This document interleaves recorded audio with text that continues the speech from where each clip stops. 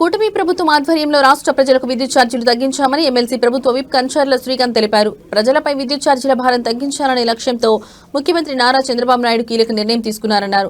గత ప్రభుత్వాల హయాంలో పెరిగిన విద్యుత్ ఛార్జీల వల్ల ప్రజలు తీవ్ర ఇబ్బందులు ఎదుర్కొనగా వాటికి ముగింపు పలుకుతూ కూటమి ప్రభుత్వం ఛార్జీల తగ్గింపును అమలు చేసిందన్నారు.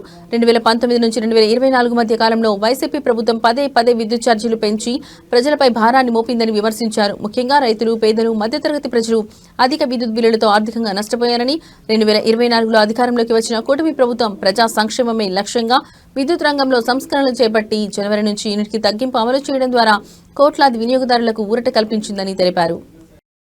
ప్రజలకు ఏ విధంగా అండగా నిలబడిందో మీ అందరికీ ఈరోజు ఒక ఉదాహరణ కింద చెప్పచ్చు. విద్యుత్ సంస్కరణలు అంటేనే ఈ ఆంధ్రప్రదేశ్ రాష్ట్రంలో మీరు డేటా తీసుకోండి.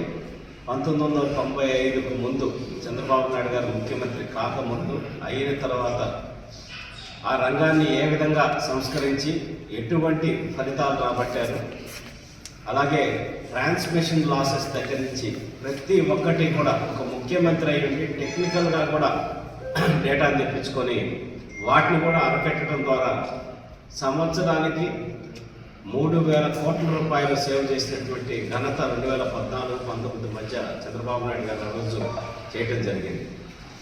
గత 5 సంవత్సరాల్లో మనందరికీ తెలుసు 2019 నుంచి 2024 మధ్య జగన్మోహన్ రెడ్డి గారికి టీపీఎల్ అంటే తెలియదు.